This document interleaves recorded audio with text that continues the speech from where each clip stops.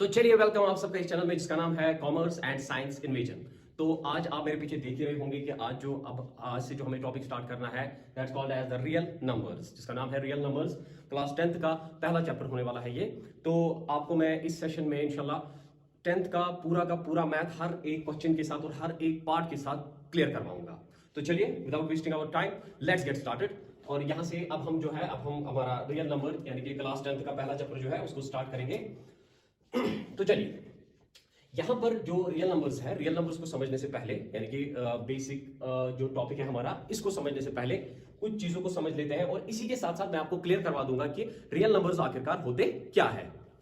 चलिए सबसे पहले जो हमें स्टार्ट करना है इसको कहते हैं एल्गोरिथम। तो एल्गोरिथम क्या है? सबसे पहले आपकी बुक की ही डेफिनेशन है ये आपके पास कि एल्गोरिथम आखिरकार मतलब क्या होता है एल्गोरिथम का। तो algorithm is a series of well-defined steps which gives a procedure for solving a type of problem। यानी कि एल्गोरिथम जो है, एल्गोरिथम आप ऐसे दिमाग में रख सकते हो कि एल्गोरिथम को आप अपनी रोजमर्रा की जिंदगी में इस्तेमाल करते ही करते रहते हैं। कैसे? देखिए, आप जब अपना लैपटॉप, आप सबके पास तो ऑब्वियसली लैपटॉप या मोबाइल फोन या कुछ ना कुछ तो आपके पास ऐसे चीजें होंगी।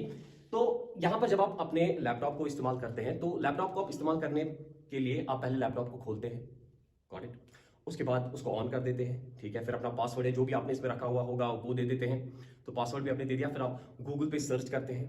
फिर अगर आपको किसी यूट्यूब के वीडियो पे जाना होगा तो आप यूट्यूब पे क्लिक करेंगे। तो यूट्यूब की उस वीडियो को फिर सर्च करेंगे, फिर इस वीडियो पे क्लिक करेंगे एंड फाइनली आपका वीडियो आपके सामने होगा, ठीक है। तो ये क्या कर दिया आपने? तो ये आपने एक प्रोसीजर फॉलो कर दिया, यानी कि कुछ स्टेप्स कर लिए, ठीक है। यानी कि आपने कुछ स्टेप्स कर लिए। तो उन स्टेप्स को करने के बाद ही आपका वीडियो जो है वो आपके सामने आया और आप उस वीडियो को देख पा रहे हैं। अब ये तो आपकी मेंटालिटी पे डिपेंड कर रहा है कि आपने कौन सा वीडियो देखा हुआ है। आप सॉन्ग भी देख सकते हो, आप लेक्चर भी देख सकते हो, आप कोई और भी वीडियो, यानी कि ये आपके इंटरेस्ट पर डिपेंडेंट है कि आप क्या क्या देख रहे हो। तो एल्गोरिथम भी मैथमेटिक्स में यही चीजें फॉलो करता है कि ये हमें कुछ वेल डिफाइंड स्टेप्स देता है, यानी कि कुछ स्टेप्स हम फॉलो कर देते हैं। आगे मैं आपको तो पूरी तरह से एग्जांपल के साथ साथ समझाऊंगा कि क्या वो स्टेप्स होते थे हमारे, जिसमें हम क्या काम करते हैं, कुछ प्रॉब्लम्स को सॉल्व कर देते हैं। लाइक कि आपका जो बोर्ड मास है, बोर्ड मास में भी आप क्या करते हो, जब आपके पास कोई एग्जाम्पल होती है आप उसको बोर्ड मास के रूल के हिसाब से ही सॉल्व कर देते हैं। तो आप कुछ स्टेप्स को फॉलो कर देते हैं और उन स्टेप्स को देखकर ही आप अपनी प्रॉब्लम को क्या कर देते हैं, सॉल्व कर देते हैं। तो बस उसी को हम कहते हैं एल्गोरिथम। Got the point? चलिए इसके बाद जो एल्गोरिथम के बाद जो है that's called as lemma. Lemma जो है, लेमा खुद कह रहा है, स्टेटमेंट के साथ ही कह रहा है कि मैं एक प्रूवन स्टेटमेंट हूं, यानी कि ऑलरेडी जो स्टेटमेंट है वो तो प्रूव हो ही चुकी है, लेकिन किस लिए इस्तेमाल करते हैं हम? ताकि हम किसी दूसरी स्टेटमेंट को भी प्रूव करके दे देते हैं। Got it? देखिए इसकी मैं एग्जांपल आपको दिखाऊंगा, हालांकि एल्गोरिथम की भी एग्जांपल्स के साथ साथ मैं आपको करवाऊंगा, लेकिन आप बस थोड़ा सा इस वीडियो को देखते जाइए और आगे मैं आपको सिखाते जाऊंगा कि एल्गोरिथम को कैसे हम एग्जांपल के साथ भी सॉल्व कर सकते हैं। तो चलिए फॉर एग्जांपल अगर मैं यहां पर एक एग्जांपल लूंगा 8/4। ये तो आप हम सबको ही पता है कि 8/4 जो होता है वो किसके बराबर आएगा? वो तो 2 के बराबर आएगा। कैसे? 4 1 4, 4 2 8 और यहां पर 2 आएगा। Got the point?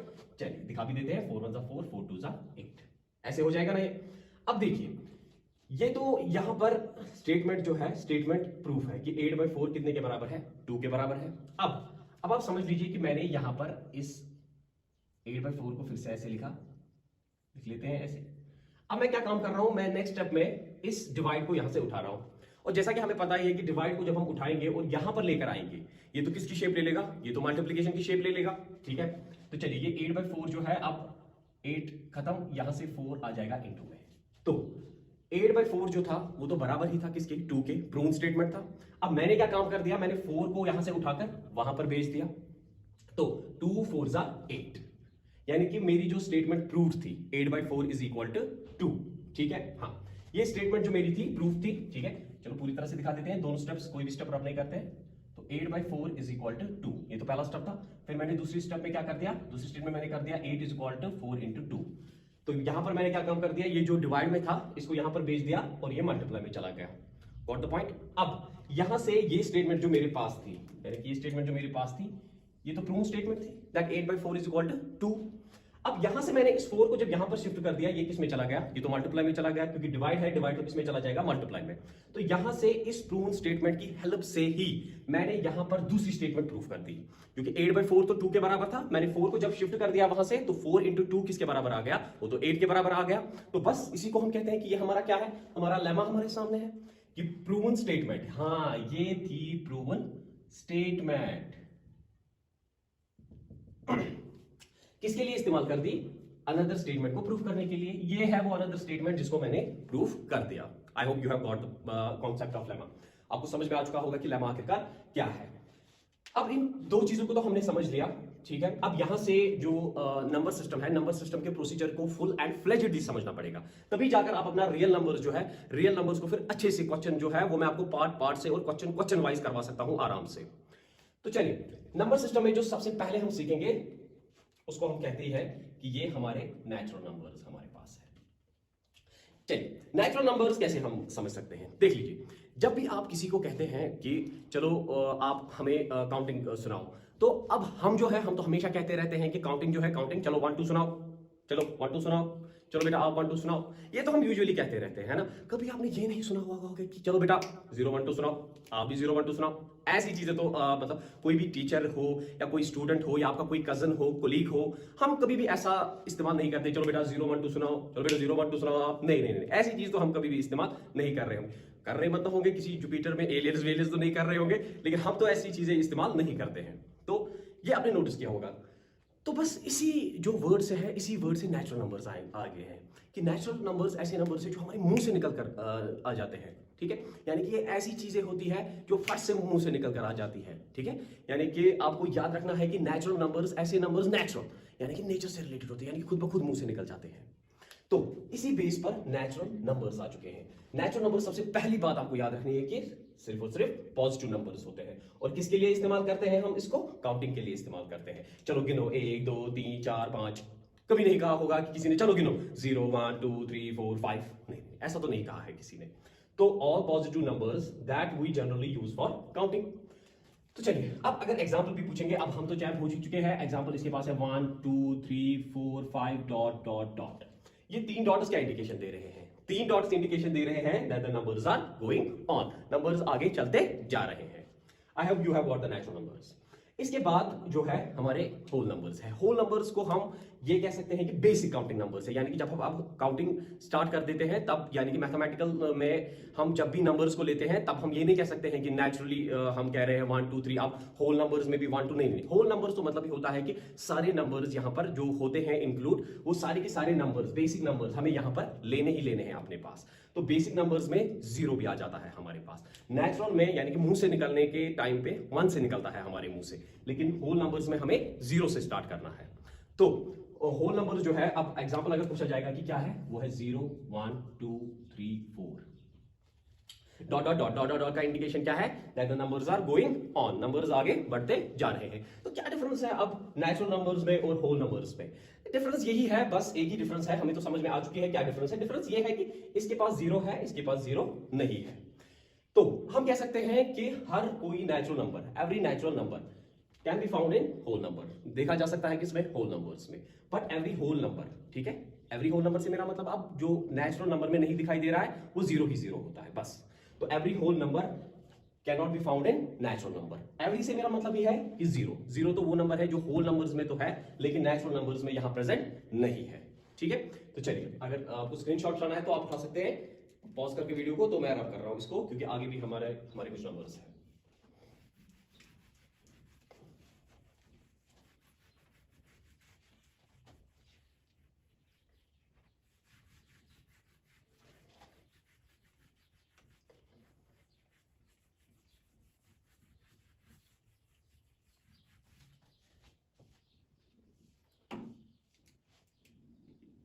चलिए, नाउ अब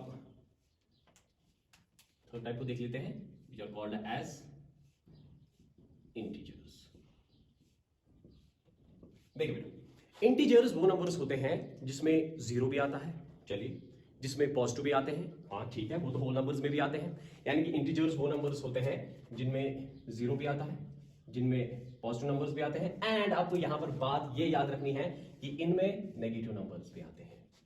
तो अब अगर एग्जांपल पूछी जाएगी तो बस एग्जांपल भी हम दे सकते हैं। 0 आएगा, 1 2 3 -1 -2 -3 एंड सो ऑन, यानी कि बहुत सारे नंबर्स हम इसमें इंक्लूड करके दे सकते हैं। Got the point. तो ये हो गए इंटीजर्स, जिसमें 0 आता है, पॉजिटिव आते हैं, नेगेटिव आते हैं। ये सारे के सारे हमारे कौन से नंबर्स आते हैं? इंटीजर्स के नंबर्स आते हैं। तो चलिए, इंटीजर्स भी हमारा यहां से क्लियर हो गया। अब नेक्स्ट नंबर्स को देख लेते हैं, विच आर कॉल्ड एज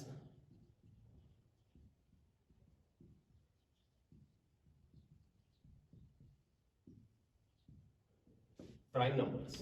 तो चलिए, अब जैसा कि हमें पता ही है कि प्राइम नंबर जो है वो ऐसे नंबर्स होते हैं जो डिविजिबल होते हैं सिर्फ और सिर्फ किससे? अपने आप से और 1 से। तो इसकी डेफिनेशन पहले लिख लेते हैं। Numbers that are divisible by 1 and itself. यानी कि अब यहां से प्राइम नंबर जो है, प्राइम नंबर्स ऐसे नंबर्स होते हैं जो डिविजिबल होते हैं किससे? जो डिविजिबल होते हैं 1 से और अपने आप से। ठीक है, तो इसका मतलब क्या है? तो चलिए, आई होप कि आपने ये सीखा हुआ होगा, लेकिन मैं कंसेप्शंस जो है कंसेप्शंस को और क्लियर करते जाऊंगा। देखिए, अब यहां से जो प्राइम नंबर्स है, प्राइम नंबर्स ऐसे नंबर्स होते हैं जिनका डिवाइड होता है सिर्फ और सिर्फ अपने नंबर से और 1 से। चलिए, अब देख लेते हैं कि ऐसे कौन से नंबर्स हैं। फॉर एग्जाम्पल, अगर मैं आपके सामने एक एग्जाम्पल दूंगा 23 की, तो 23 जो है 23 किससे डिवाइड होगा? क्या ये 2 से डिवाइड होगा? नहीं। क्या ये 3 से डिवाइड होगा? नहीं। 4 से डिवाइड होगा? नहीं। 4 के टेबल में भी नहीं, 5 के टेबल में भी, 6 के टेबल में भी नहीं। ये किस टेबल में आएगा फिर? एक तो ये अपने नंबर से जाएगा और 1 से जाएगा, यानी कि तो 23 यानी अपने नंबर से ही जाएगा और 1 से ही जाएगा। तो बस 23 को हम कहते हैं कि ये कौन सा नंबर है? प्राइम नंबर है। इस पर कुछ और एग्जांपल्स भी हमारे पास है, जैसे कि 29 किससे डिवाइड होगा? सिर्फ और सिर्फ 29 से और 1 से डिवाइड होगा। तो 29 हमारे पास एक और नंबर आ गया प्राइम नंबर का। तो प्राइम नंबर की डेफिनेशन आज से आपने याद रख ली, भूलनी नहीं है, अगर भूल गए तो रट्टा पाट कर मारेगा। तो numbers that are divisible by 1 and itself. तो वो नंबर्स जो डिवाइड हो सकते हैं 1 से और अपने आप से, उन नंबर्स को हम कहते हैं कि ये कौन से नंबर्स हैं हमारे पास? Prime numbers. देखिए, अक्सर जो बच्चे हैं वो गलती कर देते हैं कि 1 को प्राइम नंबर बोल देते हैं, लेकिन ये बात आपको याद रखनी है कि 1 जो है 1 प्राइम नंबर में इंक्लूड नहीं होता है बेटा, यानी कि 1 प्राइम नंबर में इंक्लूड नहीं होता है। ये बात आपको याद रखनी है अब आज से कि 1 जो है 1 इंक्लूड नहीं होता है किन में? प्राइम नंबर्स में। तो चलिए, प्राइम नंबर्स के अपोजिट में जो नंबर्स आते हैं उनको हम कहते हैं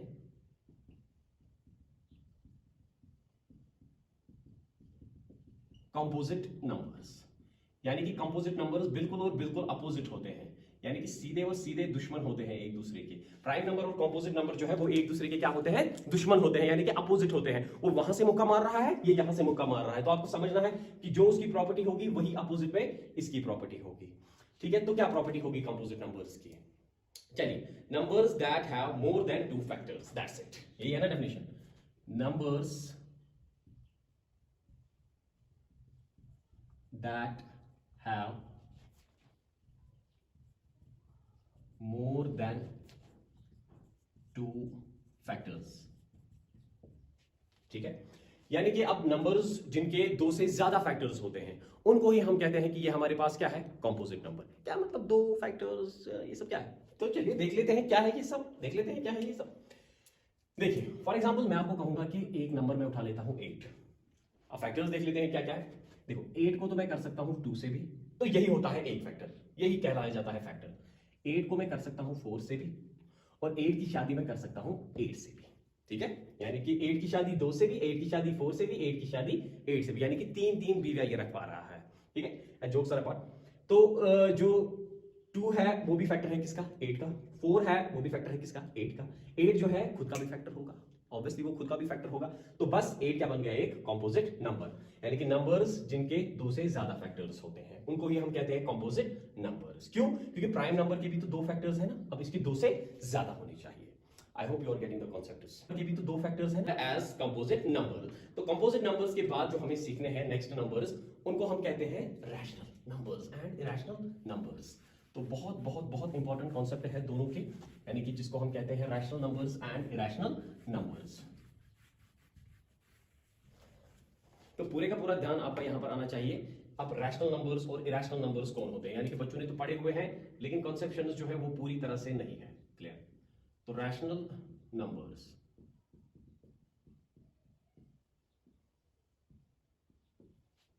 देखिए बेटा, चलिए सबसे पहले डेफिनेशन लिख लेते हैं, फिर डेफिनेशन को समझ लेते हैं।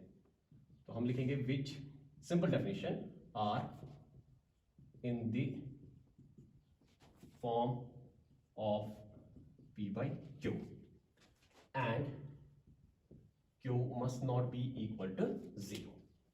ठीक है, अब यहां से ये जो है, ये तो डेफिनेशन हमारे आ गई कि ये वो नंबर्स होते हैं जो किस फॉर्म में होते हैं, P by Q, और जहां पर कि Q जो है, Q 0 के बराबर नहीं आना चाहिए और P and Q इंटीजर्स आने चाहिए। इंटीजर तो हमने सीख लिए 0, नेगेटिव, पॉजिटिव होनी चाहिए। ठीक है, चलिए अब यहां से जो मुझे यहाँ पर ये डेफिनेशन है, डेफिनेशन को पहले पूरी का पूरा क्रैक कर लेते हैं। ठीक है, क्रैक मतलब तोड़ना नहीं है, आपको इसको तोड़ना नहीं है, तोड़ना निचोड़ना नहीं है। देखिए क्रैक कैसे कर लेते हैं। सबसे पहले इस कॉन्सेप्ट को अच्छे से समझिए कि क्यों नहीं आना चाहिए क्यों 0 के बराबर। क्या होगा अगर क्यों आएगा 0 के बराबर, कौन सा तूफान मचेगा अगर क्यों आ गया किसके बराबर, 0 के बराबर अगर आ गया।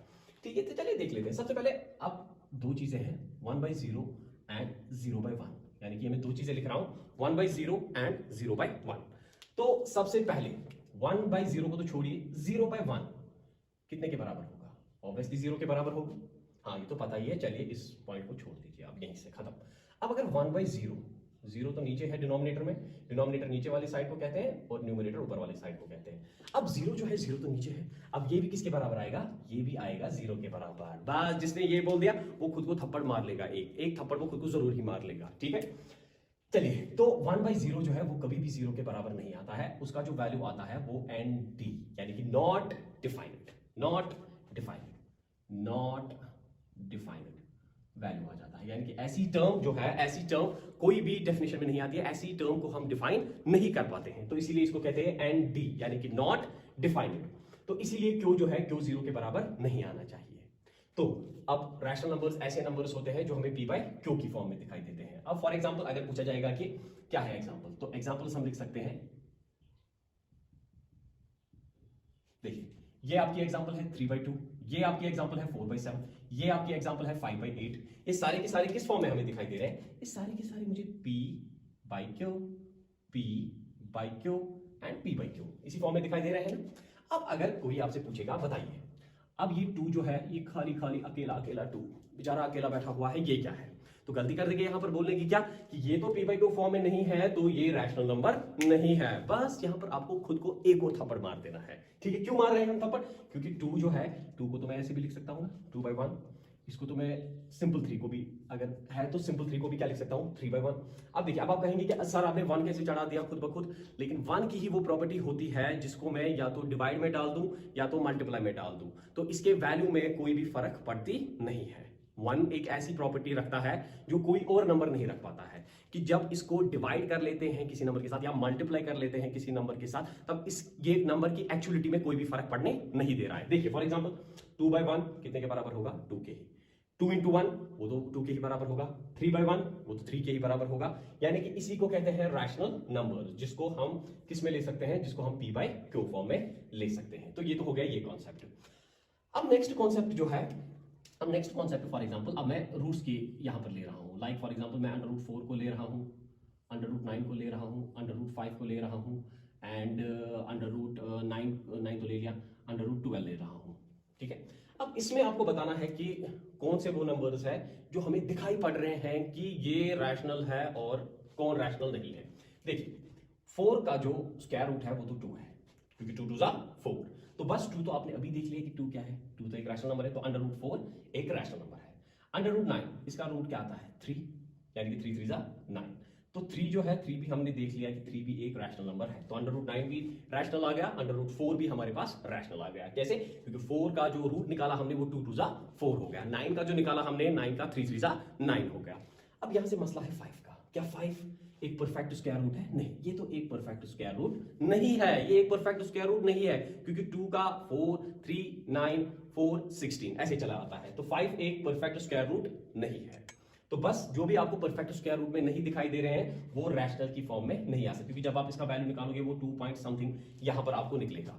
ठीक है, यानी कि परफेक्ट स्क्वायर रूट आपका नहीं आएगा। ठीक है, तो जो भी आपका परफेक्ट स्क्वायर रूट नहीं आएगा वो आपके इरेशनल में चला जाएगा, और जो परफेक्ट स्क्वायर रूट है वही वाला आपके रैशनल नंबर में चला जाएगा। ठीक है, ये अभी सीख लेंगे आगे रैशनल नंबर्स में कि कैसे ये परफेक्टली हम सीखेंगे, लेकिन फिलहाल के लिए रैशनल में आपको याद रखना है कि परफेक्ट स्क्वायर रूट जिसका है, लाइक 2 का 4 है, 3 का 9 है, 4 का 16 है, तो under root 4, under root 9, under root 16, under root 25, यानी कि मैं लिख भी सकता हूं यहां पर under root 16, under root 25, under root 36, under root 49, यानी कि ये स्क्वायर रूट्स आपको आई होप कि लर्न अगर नहीं होंगे तो आप लर्न कर लेंगे।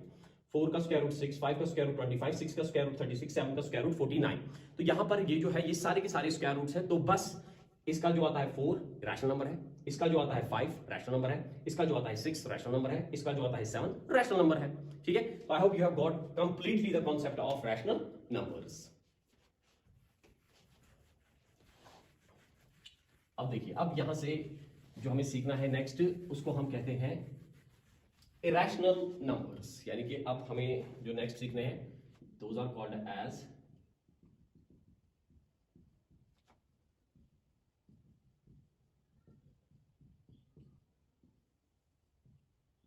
तो चलिए, इरेशनल नंबर्स कौन से नंबर्स होते हैं? बस यही numbers which are not in the form of p by q, जो नहीं आ सकते हैं किस फॉर्म में? पी बाई क्यू की फॉर्म में। कौन नहीं आ सकते हैं पी बाई क्यू की फॉर्म में? ठीक है, चलिए देख लेते हैं। अब यहां से पी बाई क्यू की जो फॉर्म है उसमें कौन नहीं आ सकते हैं? देखिए, फॉर एग्जांपल मैं आपको एग्जांपल दूंगा एक 2.373737373777 डॉट डॉट डॉट। तो यहां पर देखिए, ये जो है ये एक इरेशनल नंबर है। कैसे ये एक इरेशनल नंबर है? इसको हम पी बाई क्यू की फॉर्म में नहीं ला सकते हैं। कैसे नहीं ला सकते हैं ये भी तो बता दीजिए कि कैसे नहीं ला सकते हैं।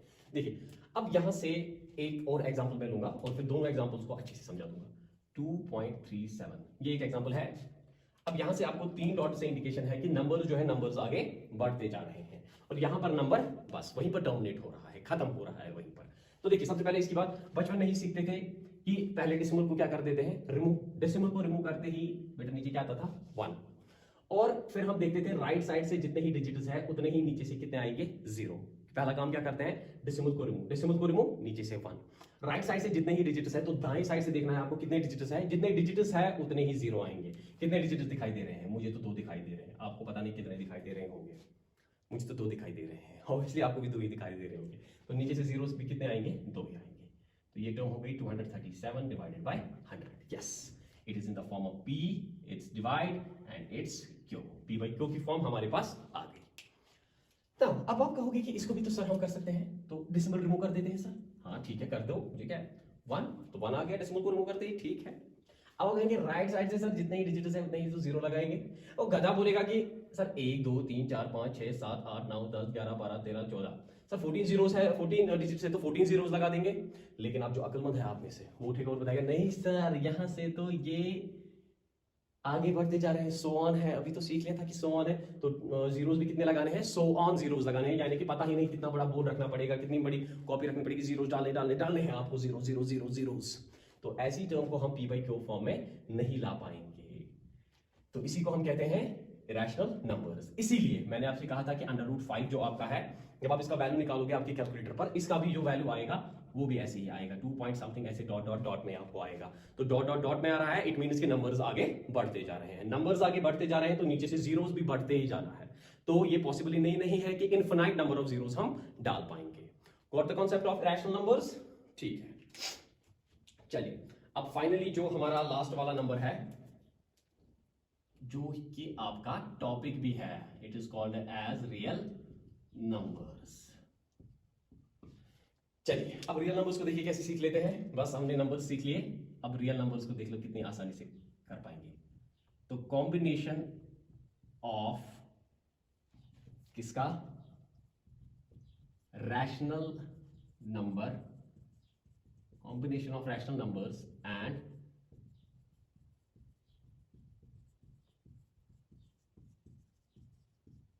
irrational numbers are called as real numbers। तो जहां पर भी आपको अब दिखाई दे रहे हैं कि कॉम्बिनेशन आ रहा है किसका?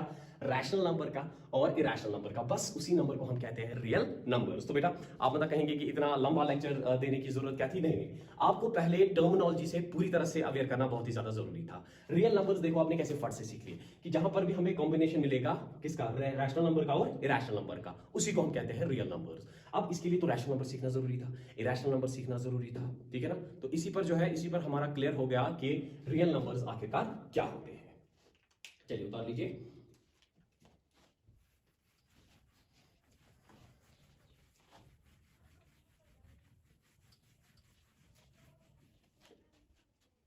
देखिए बेटा, अब आपको यहां इस टॉपिक से अवेयर करना है, जो कि आपका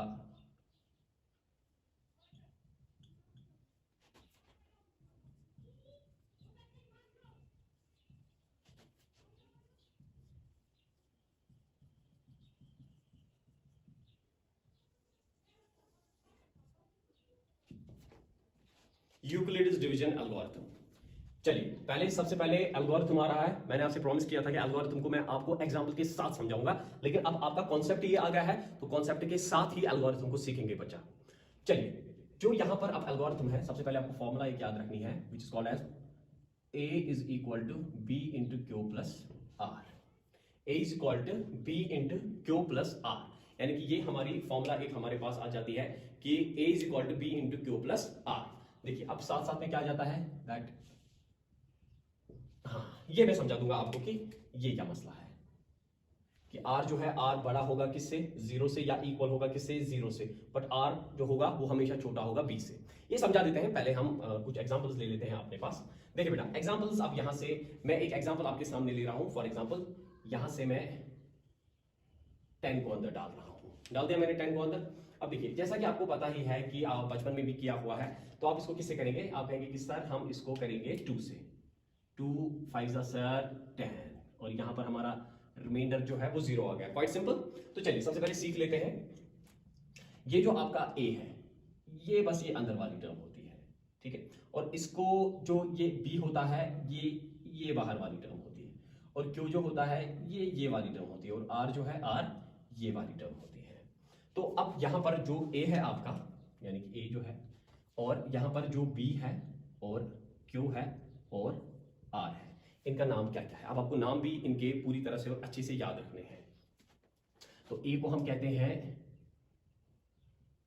डिविडेंड, B को हम कहते हैं डिवाइजर, Q को हम कहते हैं कोएफिशिएंट, और R को ऑब्वियसली हम क्या कहते होंगे, रिमाइंडर। तो ये जो आपने अंदर से 10 रखा, इस 10 को ही हम कहते हैं डिविडेंड। ये जो हमने जिससे इसको कर दिया, इसको हम कहेंगे डिवाइजर। ये जो ये 5 है, इसको हम कहेंगे कोएफिशिएंट, और ये जो ये 0 है, इस 0 को हम कहेंगे रिमाइंडर। ठीक है, गॉट द पॉइंट। अब देखिए, अब यहां से एल्गोरिथम यहां पर कैसे भी फाउंड आउट हो रहा है, देखिए कैसे हो रहा है। तो यहां पर एक प्रोसीजर हम ले रहे हैं, जैसे कि एक डब्बा बना रहे हैं, अंदर से इसको 10 को रखा, बाहर से 2 को रखा, 2 5 इसको ऊपर से रखा, वहां से 10 आया, फिर दोनों को माइनस कर दिया, और माइनस करके 0 आ गया। तो स्टेप्स ही तो फॉलो कर रहे हैं ना हम, आखिरकार कर क्या रहे हैं, स्टेप्स को ही तो फॉलो कर रहे हैं। तो बस जहां पर आप एक प्रोसीजर को फॉलो करते हुए चल रहे हैं, उसी चीज को तो हम क्या कहते हैं, एल्गोरिथम कह रहे हैं ना बच्चा, उसी चीज को। तो यस, उसी चीज को हम कहते हैं कि हम एल्गोरिथम सीरीज यहां पर कर रहे हैं। तो प्रोसीजर है, स्टेप्स कुछ कर रहे हैं, यानी कि 2 5 10, वहां से रिमाइंडर 0, और भी स्टेप्स आगे फिर कर पाते थे हम नीचे, जब अब आगे आगे डिवाइड करते तो प्रोसीजर यानी कि स्टेप्स को ही फॉलो करते थे, और फिर किसी प्रॉब्लम को सॉल्व कर रहे थे। ठीक है, गॉट द पॉइंट। अब देखिए यहां पर इस टर्म को क्रैक करना कैसे, देखिए क्रैक कैसे करेंगे। तो ये कह रहा है कि आपका जो रिमाइंडर है, यानी कि ये वाला रिमाइंडर, वो हमेशा और हमेशा, यानी कि आपका जो रिमाइंडर है वो हमेशा और हमेशा क्या होगा, या तो वो 0 के बराबर होगा, ठीक है, हाँ 0 के बराबर है यहाँ पर, या तो वो 0 से बड़ा भी आ सकता है। हाँ ऑब्वियसली 0 से बड़ा भी तो आ सकता है, 0 से, यानी कि रिमाइंडर जो है, रिमाइंडर हमारा 1 भी हो सकता है, रिमाइंडर कभी हमारा 2 भी हो सकता है, रिमाइंडर हमारा कभी 3 भी हो सकता है। लेकिन आपको ये बात याद रखनी है कि रिमाइंडर जो है, रिमाइंडर कभी भी इस डिवाइजर से यानी कि ये रिमाइंडर इस डिवाइजर से कभी भी बड़ा नहीं आ सकता है, सवाल ही नहीं है कि ये बड़ा आ सकता है। ठीक है सर, जरा एग्जांपल एक दिखाइए आप हमें। चलिए एक एग्जांपल दिखा देते हैं। देखिए फॉर एग्जांपल मैं कहूंगा आपसे कि यहां पर मैं एक एग्जांपल ले रहा हूं, फॉर एग्जांपल 15 की, ठीक है ना। तो चलिए अब हम 15 को कैसे सॉल्व करेंगे। अगर मैं 2 से भी सॉल्व करूंगा, 2 7 14, रिमाइंडर कितना आ गया 1, 2 7 14, रिमाइंडर कितना आ गया हमारा 1। तो अब यहां पर आप कहेंगे कि सर रिमाइंडर जो है वो तो 1 आ गया, अरे वो तो कह रहे थे ना कि रिमाइंडर जीरो भी हो सकता है, ये लीजिए यहां पर जीरो है, और रिमाइंडर जीरो से बड़ा भी हो सकता है, ये लीजिए वन आपके सामने है। लेकिन जो रिमाइंडर है वो कभी भी डिवाइजर से बड़ा नहीं होगा, कभी नहीं होगा, ठीक है। यानी कि रिमाइंडर वन है, डिवाइजर टू है, कभी भी बड़ा नहीं होगा किससे, रिमाइंडर से, ठीक है, सॉरी डिवाइजर से। तो इसी को हम कहते हैं यूक्लिडियस डिवीजन एल्गोरिथम। क्या है Euclid's division algorithm? Dividend is equal to divisor into coefficient plus remainder, यानी कि सपेरा आपको चलाना है ऐसे, divisor into coefficient plus remainder. Okay, got the point. तो चलिए अब हम नेक्स्ट लेक्चर में इनकी एक्सरसाइज के एक एक पार्ट्स को आराम से कर लेंगे। तो चलिए कि जैसे इंट्रोडक्टरी लेक्चर आपका खत्म हो चुका है, अब जो हम करने वाले हैं वो करने वाले हैं एक्सरसाइज 1.1 का पार्ट नंबर फर्स्ट। तो चलिए स्टार्ट करते हैं, हम वो देखते हैं कि क्वेश्चन क्या है हमारे पास। तो question is use Euclid's division algorithm to find HCF of 135 and 225, यानी कि यूक्लिडियस डिवीजन एल्गोरिथम को इस्तेमाल करके 135 एंड 225 को सॉल्व कर देना है। चलिए कोई भी बड़ी बात नहीं है, सॉल्व कर देते हैं। तो चलिए स्टेप बाय स्टेप मैं आपका ये क्वेश्चन जो है वो सॉल्व कर दूंगा। तो सबसे पहला स्टेप जो आपको लेना है इसमें वो ये देखना है कि 135 और 225 चाहे जो भी दो नंबर्स है आपके पास, उनमें आपको देखना है कि सबसे बड़ा कौन है और उनमें से छोटा कौन है। तो जैसा कि मुझे दिखाई दे रहा है कि सबसे छोटा जो इन दोनों में से जो छोटा है वो 135 है और 225 जो है वो बड़ा है। तो बस चलिए यूक्लिडियस डिवीजन एल्गोरिथम को थोड़ा सा मेमोराइज कर लेते हैं। क्या है? a is equal to b into q plus r, ये है यूक्लिडियस डिवीजन एल्गोरिथम। चलिए आप इसको दिमाग में रख लीजिए और मैं आपको दिखाऊंगा कि इस हिसाब से हमें कैसे इसको सॉल्व करना है। चलिए सबसे पहले हमने देख लिया 135 एंड 225, इसमें से छोटा कौन है और बड़ा कौन है, तो वो एनालाइज कर देना है। तो कर दिया आपने एनालाइज, ठीक है। चलिए अब यहां से जो है अपने लिए आप एक बॉक्स बनाएंगे ऐसे, तो जो बड़ा वाला है उसको उठाकर बॉक्स के अंदर डाल देंगे। तो 225 को मैंने बॉक्स के अंदर डाल दिया और 135 जो है उसको बॉक्स के इधर से डालेंगे, यानी कि लेफ्ट साइड से डालेंगे। तो 135। चलिए अब सिंपली जो है, जो बचपन से ही आप करते आ रहे हैं, अब डिवाइड करना है हमें 135 वन सा 135, क्योंकि 2 से तो बड़ा हो जाएगा। Got it? 225 में से जब कितने उतरेंगे 135, तो वो 90 आ जाएगा। Okay, got the point. तो बस यहां तक हमारा स्टेप जो है, यहां तक हमारा स्टेप आ गया है।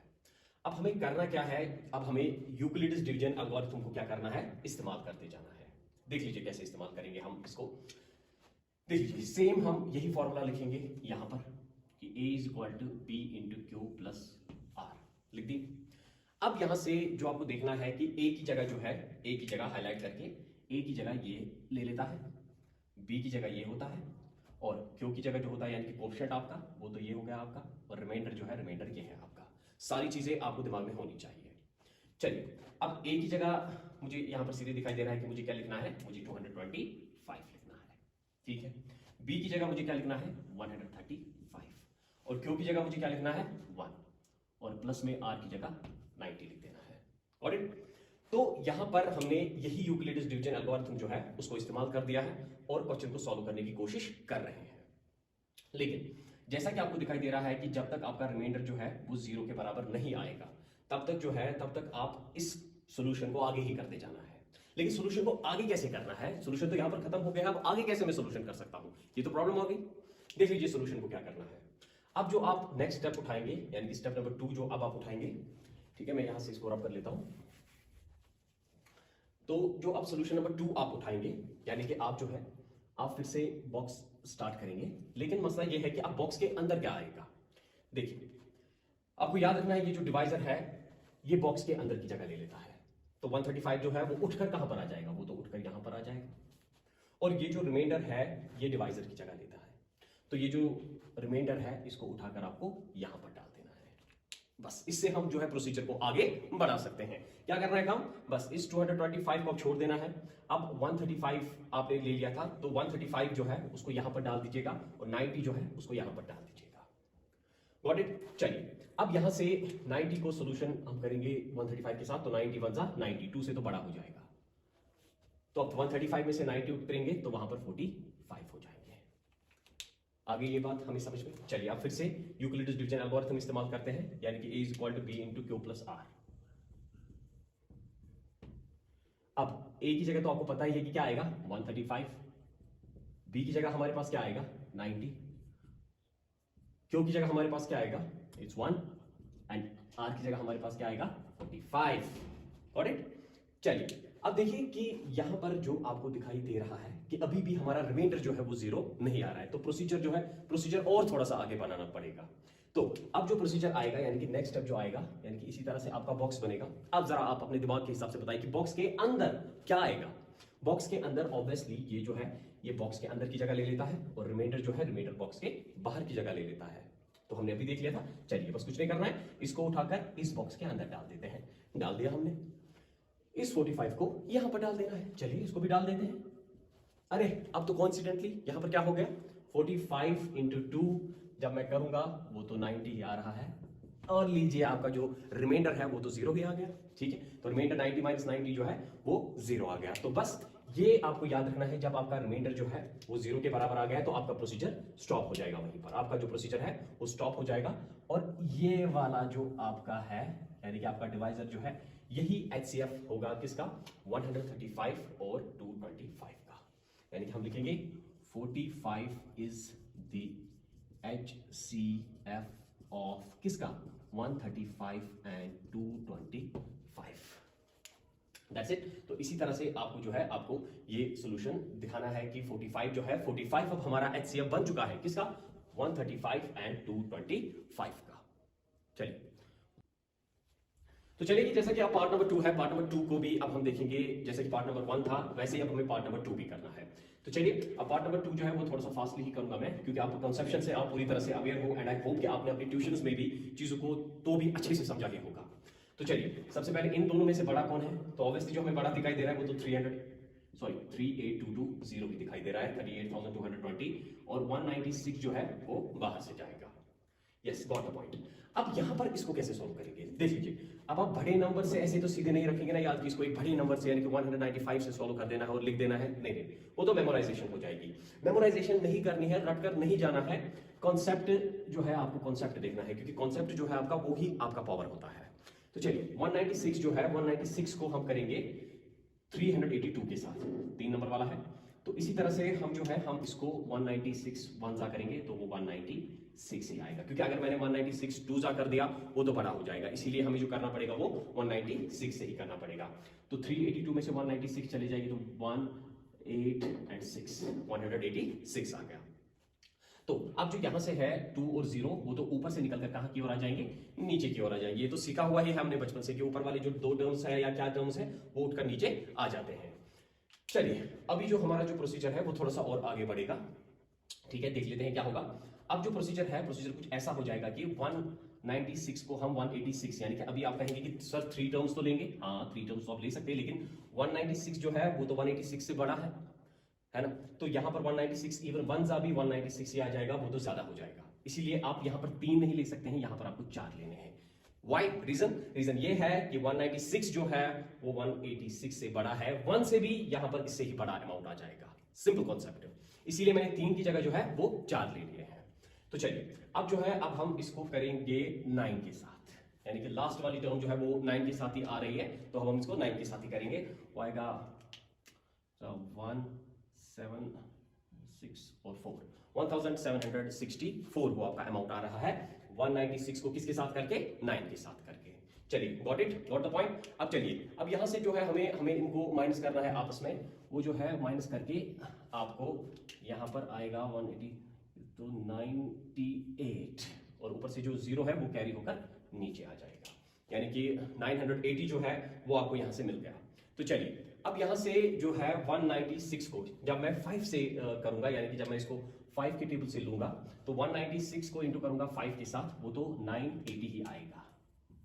तो लीजिए आपका जो रिमाइंडर है वो 0 के बराबर आ चुका है।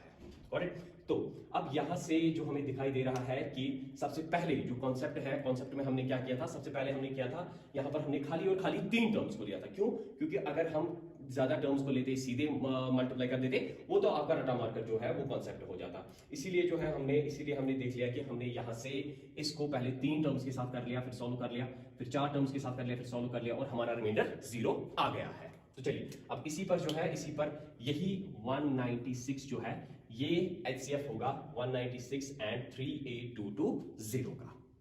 आई hope you have got the concept.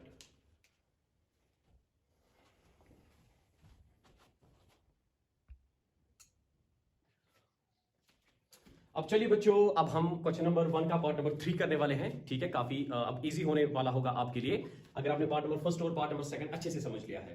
तो सबसे पहला काम जो हमें करना है, फिर से इन दोनों में देखना है कि बड़ा कौन है और छोटा कौन है, और जो बड़ा है उसको डब्बे के अंदर डाल दो और बाहर रख लो इस वाले को। ठीक है, तो किससे होगा? इसको होगा 255 इंटू 3 और वो आपका आ जाएगा 765। ठीक है ना? तो चलिए, अब 867 में से जब 765 उतरेंगे तो वो 102 हो जाएंगे आपके पास। अब सर नेक्स्ट स्टेप क्या करना है? नेक्स्ट स्टेप करना है बच्चों, यहां पर फिर से अब डब्बा बनाना है और 255 जो है वो यहां पर अंदर की शेप ले लेगा। ठीक है ना? और 102 यहां से बाहर वाले की शेप ले लेता है। ठीक है, पढ़ा हुआ है ना हमने, इसीलिए मैं थोड़ा क्विकली जा रहा हूं। तो 102 को जब 2 से इंटू करेंगे वो 204 हो जाएगा। ठीक है, और 255 में से जब इतने उतरेंगे तो वो 51 आ जाएगा। अभी क्या करना है? अभी तो आगे और बढ़ते जाना है, क्योंकि जब तक हमारा रिमाइंडर 0 नहीं आएगा तब तक तो हम चलते ही रहेंगे। तो चलिए, 102 अब किसकी शेप लेगा? अब यहां पर ये अंदर की शेप लेगा, और जो ये हमारा रिमाइंडर है ये कहां पर रहेगा? ये तो सर बाहर की शेप रहेगा। ठीक है ना? सिंपल प्रोसीजर में चल रहे हैं ना?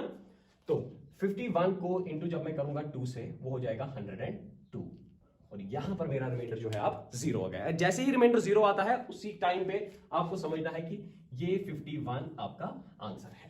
ठीक है ना? आई hope you have got the question.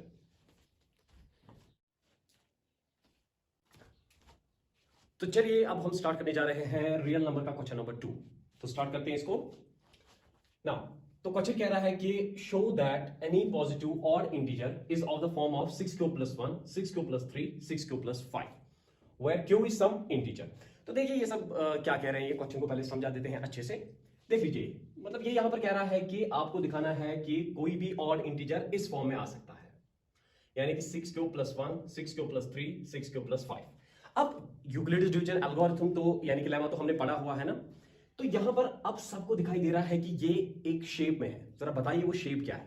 देखिए, b × q + r, b × q + r, b × q + r।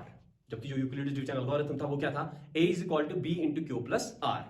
तो यहां पर जो b का वैल्यू है, b का वैल्यू तो यहां पर भी 6 है, यहां पर भी b का वैल्यू 6 है, और यहां पर भी b का वैल्यू 6 है ना? तो चलिए, अब यहां पर आपको ये थोड़ी तो लर्न ही करनी है, यानी कि याद ही रखनी है थोड़ी। देखिए थोड़ी क्या है, तो सबसे पहले हमें कंसिडरेशन में लेना है एक a, यानी कि एक डिविडेंड हमें कंसिडरेशन में लेना है। ठीक है, so let us consider a positive odd integer, यानी कि एक ऑड इंटीजर हम लेंगे। ऑड इंटीजर तो हमें पता ही है कि लाइक 3, लाइक 5, लाइक 7, ये तो ऑड इंटीजर्स ही है। अब यहां पर उसका नाम a है, यानी कि डिविडेंड पहले लेना है, और डिविडेंड जो है यानी कि अब उस डिविडेंड को डिवाइड करना है एक डिवाइजर से। ठीक है ना? यानी कि डिविडेंड को ही हम डिवाइड करते हैं किससे? डिवाइजर से। चलिए यहां पर मैं एग्जांपल साथ साथ में दे रहा हूं। फॉर एग्जांपल मैं कंसीडर करूंगा ना एक डिविडेंड अंदर से, हाँ जी, डिविडेंड एक अंदर से कंसीडरेशन में लेंगे ही। इस डिविडेंड को किससे डिवाइड करेंगे? ऑब्वियसली इसको डिवाइड करेंगे डिवाइजर से। तो ऑन डिवाइडिंग ए, यानी कि डिविडेंड विद 6 का मतलब ही है ना डिवाइजर यहां पर। तो यहां पर भी डिवाइजर 6 है, यहां पर भी डिवाइजर 6 है, यहां पर भी डिवाइजर 6 है, तो इसीलिए मैंने b की जगह अब सीधे 6 लिख लिया। तो यहां पर हम इसको डिवाइड करेंगे इस 6 से। तो 6 के साथ डिवाइड करने के बाद मुझे क्या मिलेगा? मुझे एक ऑप्शन क्यों मिलेगा। तो ऑब्वियसली जब मैं 6 के साथ इसको करूंगा तो मुझे एक ऑप्शन क्यों मिलेगा ना। एंड फाइनली मुझे क्या मिलेगा? And remainder r। और फाइनली डिवाइड करने के बाद मुझे क्या मिलेगा? एक रिमाइंडर r। यानी कि ये मैंने आपको रफली वहां पर भी दिखा दिया कि सबसे पहले let us consider a positive odd integer a। Consideration में लेना है कि एक पॉजिटिव ऑड इंटीजर मैं ले रहा हूं। ठीक है, कंसीडरेशन में लेना है a। इस a को डिवाइड करना है किससे? 6 से, यानी कि b से। b तो आपको पता ही है, तीनों जगह पर 6 है। और अब यहां पर इसको इसके साथ डिवाइड करने के बाद मुझे कोएफिशिएंट क्या मिल रहा है? q। हाँ, कोएफिशिएंट q मिलेगा, और रिमाइंडर क्या मिलेगा? r। ऑब्वियसली r मिलेगा। Got it? तो यहां पर मैंने आपके लिए रफ ये सामने रखा था ताकि आपको चीजें आसान लगे समझने के लिए। अब देखिए, अब आपको क्या करना है? अब आपको इसके बाद यूज करना है यूक्लिडियस डिवीजन लेमा। तो यूक्लिडियस डिवीजन लेमा जो है वो तो हमें पता ही है कि किसके बराबर है। वो है a = b × q + r। ठीक है, तो जहां पर हमने सीखा था जो r है वो तो बड़ा या इक्वल होगा किसके? 0 के, लेकिन हमेशा और हमेशा छोटा होगा किससे? b से। ठीक है, ये पर्टिकुलर टर्म तो मैंने इंट्रोडक्टरी लेक्चर में समझा दी है। अगर आपने इंट्रोडक्शन लेक्चर नहीं देखा है तो अभी जाइए इंट्रोडक्शन लेक्चर को देखिए, और आपको ये कॉन्सेप्ट भी मैंने वहां पर अच्छे से क्लियर करवाया हुआ है। तो चलिए, अब मुझे बताइए आप, यहां पर आपको b का वैल्यू कितना दिखाई दे रहा है? 6, यहां पर भी 6, यहां पर भी 6। अभी हमने पढ़ा कि जो r है, अब r जो है वो b से बड़ा तो नहीं हो सकता है, यानी कि r जो है r 6 कम से कम, 6 के ऊपर तो छोड़िए, r तो कम से कम 6 भी नहीं हो सकता है। यही ये कह रहा है ना कि r जो है, r हमेशा और हमेशा छोटा रहेगा किससे, b से। b का वैल्यू यहां पर कितना है, 6, तो r का वैल्यू अब हमेशा और हमेशा क्या रहेगा, r तो हमेशा उसके नीचे ही रहेगा, ठीक है ना। तो चलिए अब अगर लिखेंगे where r is equal to, तो r का वैल्यू क्या क्या आ सकता है, तो r का वैल्यू 0 आ सकता है, 1 आ सकता है, 2 आ सकता है, 3 आ सकता है, 4 आ सकता है, 5 आ सकता है। ये सब वैल्यूज देने में हमें कोई भी प्रॉब्लम नहीं है, लेकिन 6 लेने में हमें एक बहुत ही बड़ी दिक्कत है, और वो दिक्कत ये है कि b जो है, b 6 है, तो r अब 6 नहीं हो सकता है, वरना दोनों में टकराव हो जाएगा। और ये जो हमने यहां पर ये डेफिनेशन लिख ली, तो यहां पर ये रूल पूरी तरह से चटक मटक हो जाएगा, ठीक है ना। तो चलिए यहां से स्टार्ट करते हैं। अब जो हमें है, तो r का वैल्यू आप लिखेंगे इसको, तो सबसे पहला वैल्यू जो आएगा वो आएगा, यानी कि जब हमें अब इसमें वैल्यूज लिखने हैं तो वो आएगा a is equal to 6 plus 1, ठीक है। अब आप कहोगे कि सर 0 क्यों नहीं लिखा आपने, तो बेटा 0 इसलिए नहीं लिखा मैंने, क्योंकि आप सीधे देख सकते हो कि 0 मैंने इसलिए नहीं लिखा क्योंकि यहां पर 0 जो है, 0 मुझे यहां पर नहीं आना है, मुझे डायरेक्टली ऑड नंबर से स्टार्ट करना है, क्योंकि यहां पर ये खुद कह रहा है कि ऑड इंटीजर्स दिखाइए मुझे, तो मैं डायरेक्टली दिखाऊंगा a is equal to 6 plus 1। अब मैं डायरेक्टली ऑड दिखा रहा हूं। अब चलिए नेक्स्ट क्या आएगा, ये तो पहला वैल्यू मेरे पास आ गया, तो दूसरा वैल्यू क्या आएगा, a is equal to 6 plus 3, ये तो दूसरा ऑड नंबर है, यस दूसरा ऑड नंबर है, a is equal to 6 plus 3, ठीक है ना, ये दूसरा ऑड नंबर है। अब रिमाइंडर 1 भी ले सकता हूं और रिमाइंडर 3 भी ले सकता हूं, ये तो मैं b 6 ही ले रहा हूं क्योंकि यहां पर भी जो b है 6 ही है। तो तीसरा वैल्यू क्या हो सकता है मेरा, a is equal to 6 plus 5, ठीक है। तो बेटा ये लीजिए, ये आपके तीनों के तीनों वैल्यूज हो गए यहां पर जो पॉजिटिव ऑड इंटीजर्स के हमारे पास वैल्यू आ सकते थे, ठीक है। आई hope you have got the question. तो चलिए बच्चों अब चलते हैं हम एक्सरसाइज 1.1 के क्वेश्चन नंबर 3 पर। तो यहां पर अब जो काम होने वाला है, काम तो बहुत ही ज्यादा धमाल होने वाला है, और आज तो बहुत ही बड़ा कमाल होने वाला है। अब ये कमाल क्या है आखिरकार, चलिए देख लेते हैं ये कमाल क्या है। आज तो आर्मी वालों का कुछ कमाल होने वाला है। चलिए, तो क्वेश्चन कह रहा है यहां पर, an army contingent of 616 members is to march behind an army band of 32 members in a parade. तो परेड तो आपने देखी हुई होगी, आपके यहाँ पर स्टेडियम्स में जो परेड होती है, तो परेड में क्या काम होता है कि आगे से कुछ मेंबर्स होते हैं जो बैंड बाजा बजाते हुए आगे चल रहे होते हैं, ऐसे पू पू पू करके, तो ये तो आपको पता ही है ना।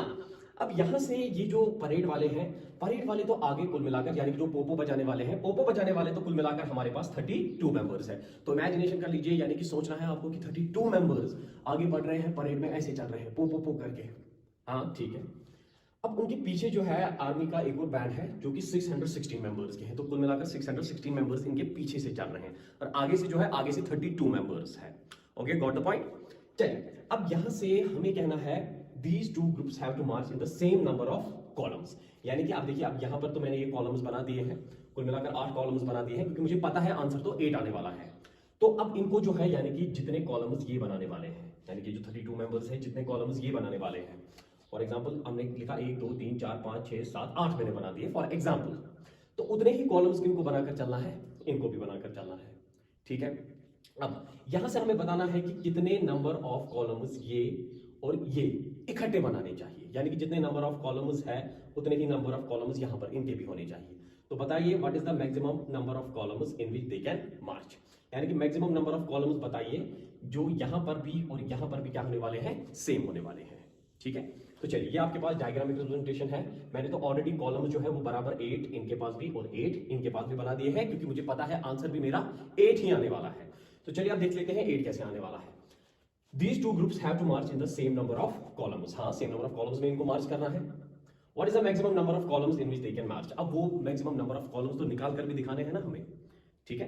तो चलिए अब जब भी आपको मैक्सिमम नंबर ऑफ कॉलम्स निकालने हैं, तो आपको देखना है यहां पर आपको 32 एंड 616 दिया गया है, तो इसको पहले यहां से रख लेंगे। तो 616 और दिया गया है 32, तो दोनों में से बड़ा कौन है, ये देखिए ये बड़ा है। तो बड़ा वाला, जैसा कि आपने क्वेश्चन नंबर 1 किया हुआ है, बड़ा वाला जो है वो अंदर से डाल देना है, ठीक है, और इसको तो बाहर से डाल देना है, ठीक है। चलिए अब कर लेते हैं, क्वेश्चन नंबर 1 में तो आप चैप हो चुके हैं, तो 32 इंटू 19 हो जाएगा, ठीक है, वो कितना हो जाएगा हमारा 608। ओके, अब जो यहां से है, यहां से कुल मिलाकर 616 में से जब 608 चले जाएंगे तो 8 आ जाएगा। अब तो नेक्स्ट स्टेप भी आपने किया हुआ है क्वेश्चन नंबर 1 में, क्या है वो नेक्स्ट स्टेप, अब जो ब्रैकेट खुल जाएगा उसमें ये 32 अंदर की शेप लेगा और ये वाला यहाँ की शेप ले लेगा। पता है ना हमें ये बात। तो चलिए 32 यहाँ से यहाँ और 8 यहाँ से यहाँ, ठीक है। तो चलिए 8 4 जा 32 और बस हमारा रिमाइंडर 0 के बराबर आ गया। तो बस जहां पर आपका रिमाइंडर 0 के बराबर आ चुका है वहां पर आपको अपना सोल्यूशन खत्म कर देना है। एंड ये जो आपका 8 है यही आपके मैक्सिमम नंबर ऑफ कॉलम्स है जो कि मैंने ऑलरेडी यहां से बनाए हुए थे। आई hope you have got the question.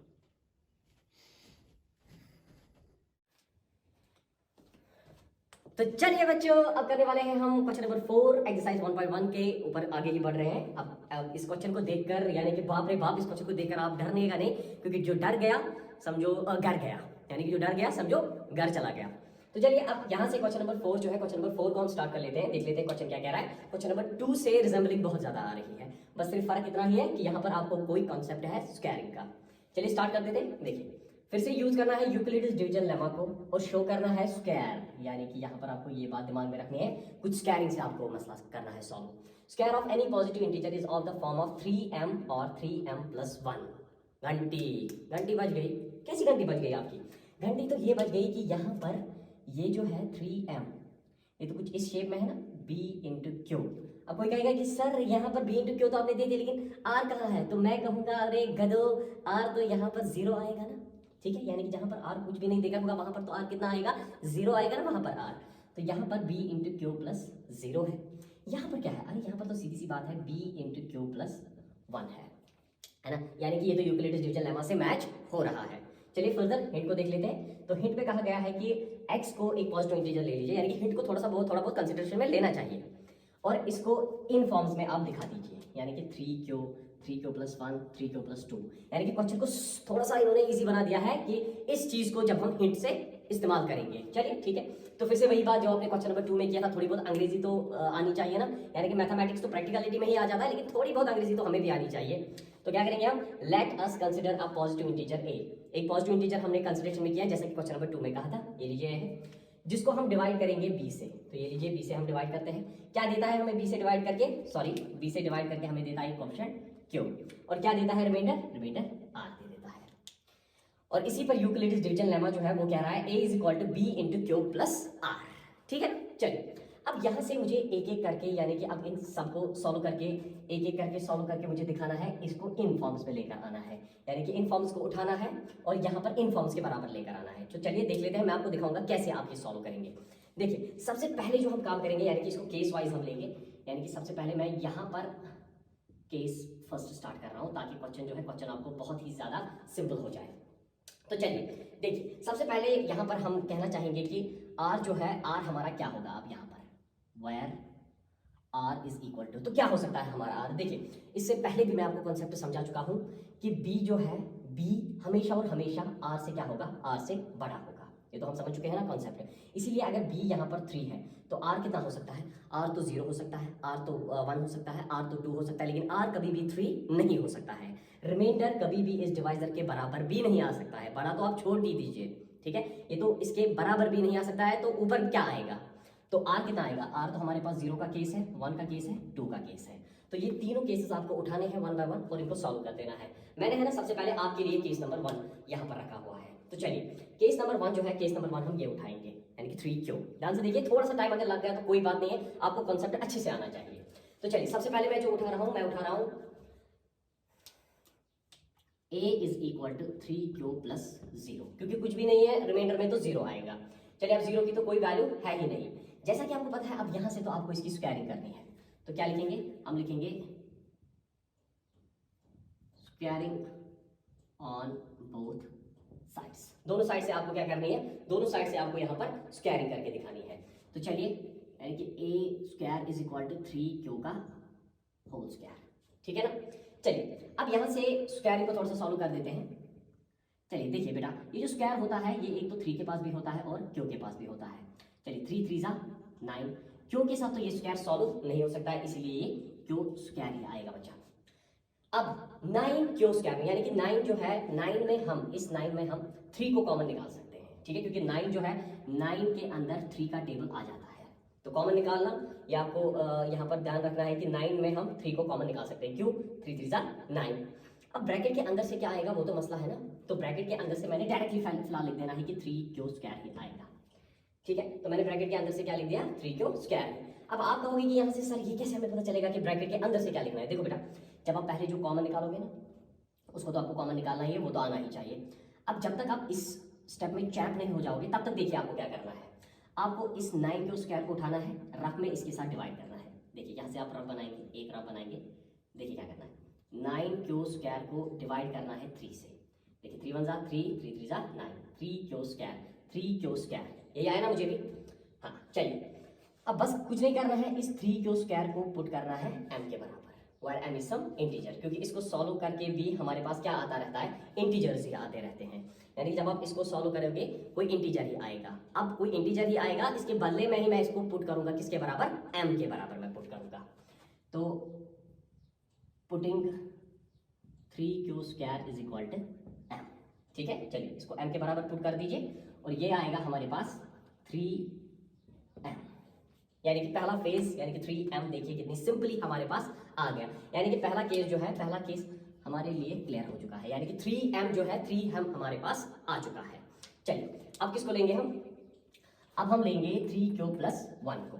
ठीक है ना, चलिए अब इसको तो हम लिखेंगे ही ऑब्वियसली। ये जो है ये हमारा केस नंबर 2 होने वाला है, ये तो हमारा केस नंबर 2 होने वाला है। ठीक है, सेम इसी तरह से जैसे कि आपने इधर लिखा था a is equal to 3q+0, वहां पर क्या लिखेंगे a is equal to 3q+1। क्या किया था बेटा आपने यहाँ पर, स्क्वायरिंग ऑन बोथ साइड्स, तो यहाँ से भी स्क्वायर क्या करेंगे, both sides, squaring on both sides. ठीक है, तो a² is equal to 3q+1 का होल स्क्वायर। ठीक है ना, तो देखिए बेटा, जैसे कि आपको भी दिखाई दे रहा होगा कि वहां से जो है यहाँ पर मेरे पास एक फॉर्मूला आ रही है। चलिए इस फॉर्मूला को यहाँ से लिख लेते हैं। फॉर्मूला क्या है, फॉर्मूला है a+b का होल स्क्वायर, किसके बराबर है, a² + 2ab + b²। ये तो आपने बचपन में भी ये फॉर्मूला की हुई होगी, तो यहाँ पर भी आपको इसी फॉर्मूला को यहाँ से अप्लाई करना है इसके साथ। चलिए a की जगह क्या है 3q, b की जगह क्या है 1। चलिए इसको सॉल्व कर देते हैं, थोड़ा सा आगे बढ़ा देते हैं। a की जगह a², अब तो 3q², यानी कि a + b का whole square is equal to a² plus 2 की जगह तो 2 ही आएगा बेटा, a की जगह क्या आएगा 3q, तो इंटू में 3q। b की जगह क्या आएगा बेटा, b की जगह तो 1 आएगा, तो इंटू में 1 प्लस b² यानी कि 1² ही है, 1²। ठीक है, यानी कि a + b का होल स्क्वायर a², a का मतलब ये है ना 3q², 2ab, 2 का मतलब तो 2 ही है, a का मतलब ये, b का मतलब ये, बीच में कुछ नहीं है, बीच में जब भी कुछ नहीं होता है तो बीच में मल्टीप्लाई होता है, तो b² यानी कि 1² हमारे पास है। चलिए बेटा अब इसको सॉल्व कर देते हैं थोड़ा, जैसे कि आपने इससे पहले भी इसको सॉल्व किया हुआ है। अब मैं डायरेक्टली इसको 9q² लिख रहा हूँ। चलिए प्लस 2 3 6, q इंटू 1 q। ठीक है, 2 3 6, 6 into q 6q, 6q into 1 वो तो 6q ही वापस आ जाएगा, प्लस में क्या है हमारे पास 1²। ठीक है ना, चलिए बेटा अब फिर से यहाँ पर आपको देखना है कि इन टर्म्स में आप क्या कॉमन निकाल सकते हैं। फिर से यही बात देखिए, जैसे कि आपने यहाँ पर 3 कॉमन निकाला था, इसमें भी हम 3 को कॉमन निकाल सकते हैं। देखिए 3 3 9, 3 2 6, और इसके पास भी क्यों है और इसके पास भी क्यों है, तो क्यों भी कॉमन निकल सकता है और 3 भी कॉमन निकल सकता है ना, सीधी बात। चलिए मैं यहाँ से थोड़ा सा रब कर रहा हूँ ताकि आपको कोई प्रॉब्लम नहीं हो जाए, इसलिए मैं यहाँ से थोड़ा सा रब कर देता हूँ इसको, क्योंकि वो बहुत नीचे की ओर जा रहा है। तो आई होप कि आपने ये उतार लिया हुआ होगा।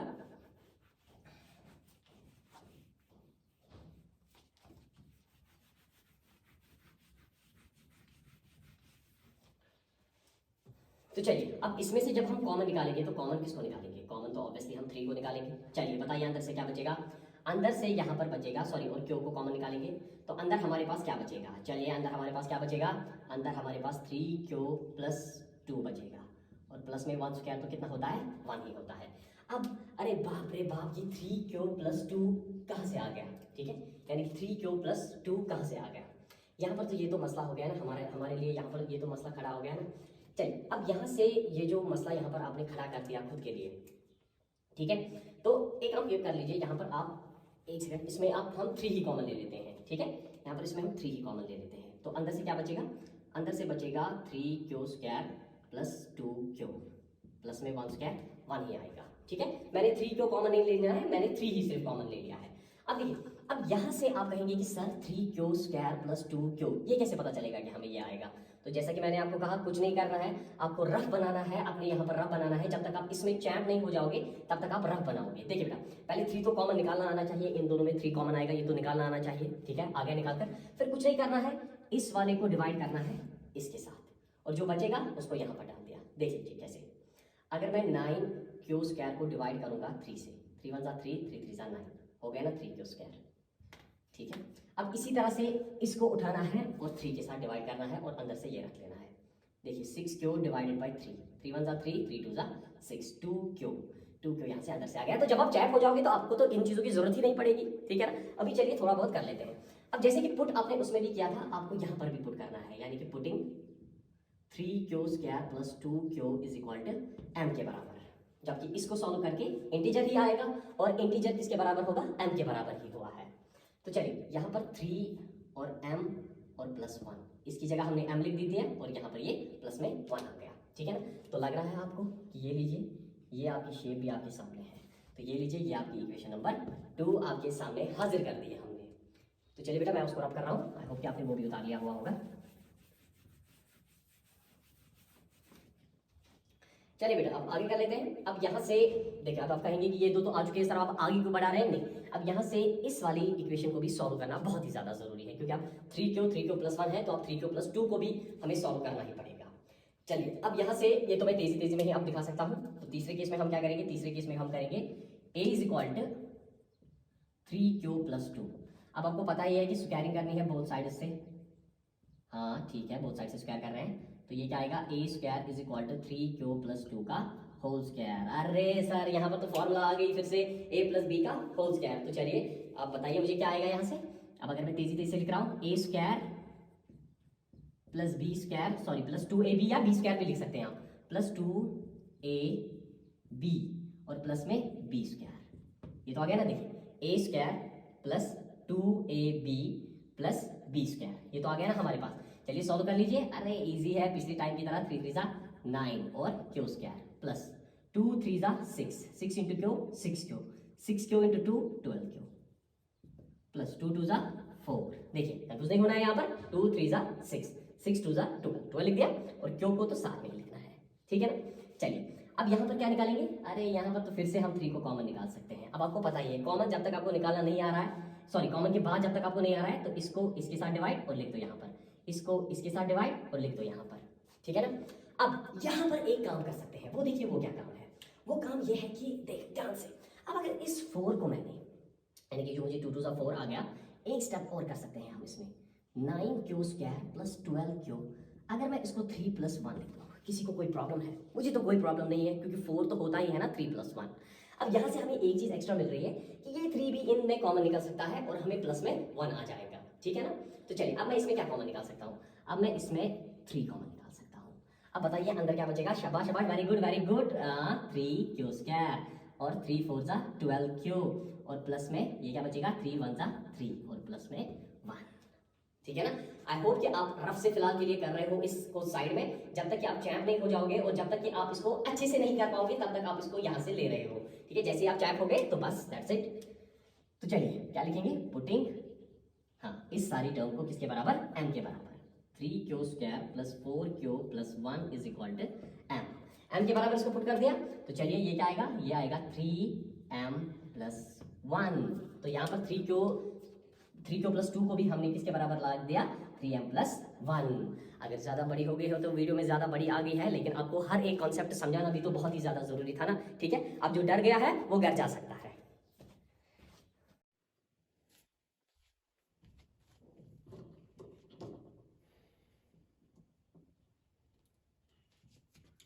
तो चलिए बच्चों, अब आगे स्टार्ट करने जा रहे हैं हम क्वेश्चन नंबर 5, जो कि आपके क्वेश्चन नंबर 2 और क्वेश्चन नंबर 4 से बहुत ही ज्यादा रिजेंबल हो रहा है। लेकिन यहाँ पर फॉर्मूला का पैटर्न जो है वो थोड़ा सा डिफरेंट होने वाला है, तो उसको भी आगे दिखा देते हैं, ठीक है। तो चलिए फिलहाल के लिए हम ये जो क्वेश्चन है इसको पढ़ लेते हैं और देख लेते हैं कि क्वेश्चन क्या हमें कह रहा है।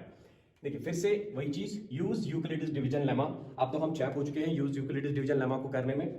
To show that cube of any positive integer, यानी कि अब जो पिछला वाला क्वेश्चन था उसमें आपको दिखाया गया था कि स्क्वायर, यहां पर अब आपको दिखाया गया है क्यूब, ठीक है। चलिए is of the form of 9m plus 1, 9m plus 8। तो चलिए, अब जिस भी बच्चे ने पिछले 2 क्वेश्चन अच्छे से किए हुए होंगे तो उसको तो इनको पहचानने में कोई भी प्रॉब्लम अब नहीं होगी। चलिए, प्रॉब्लम नहीं होगी तो ठीक है।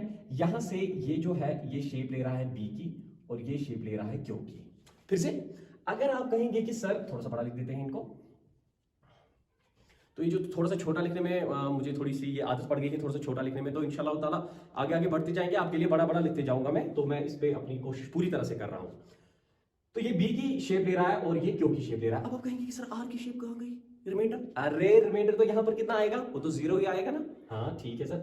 चलिए, यहां पर b into q plus remainder कितना है 1, b इंटू क्यू प्लस यहां पर रिमाइंडर कितना है मेरे प्यारे बच्चों, मेरे मुन्नो, मेरे टुन्नो, 8। यस, ठीक है। तो चलिए, यहां से मैं आपको एक कॉन्सेप्ट के बारे में अवेयर करना चाहता हूं। पहले देखिए, अगर कोई नंबर डिविजिबल है किससे, 9 से, यानी किसको लिख देते हैं, इफ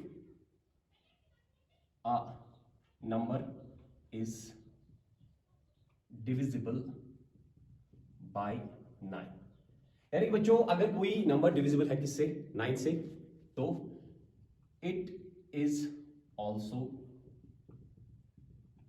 divisible by 3। हाँ, ये तो एक मैथमेटिकल फैक्ट है कि अगर कोई नंबर डिविजिबल है 9 से तो वो ऑटोमेटिकली डिविजिबल हो जाता है किससे बेटा, 3 से। चेक करना चाहते हैं, चेक करना चाहते हैं आप खुद पे या मुझ पे? ठीक है, चलिए, शक की बात नहीं है, यहां पर देख लेते हैं। देखिए, अगर कोई नंबर फॉर एग्जांपल 18 है, ये तो 9 से डिविजिबल है, तो मैं आंख बंद करके कह सकता हूं 18 अब डिविजिबल होगा किससे, 3 से भी। ठीक है, देख लेते हैं कैसे। 9 1 9, 9 2 18, 3 1 3, 3 6 18, है ना? ठीक बात, ठीक है। एक और एग्जांपल, हाँ ठीक है, ले लेते हैं। चलिए, 27 डिवाइडेड बाय 9, तो 27 डिवाइडेड बाय 3, 9 1 9, 9 3 27, 3 1 3, 3 9 27, ठीक है ना? तो अगर कोई नंबर डिविजिबल है 9 से तो वो डिविजिबल हो जाता है किससे, 3 से।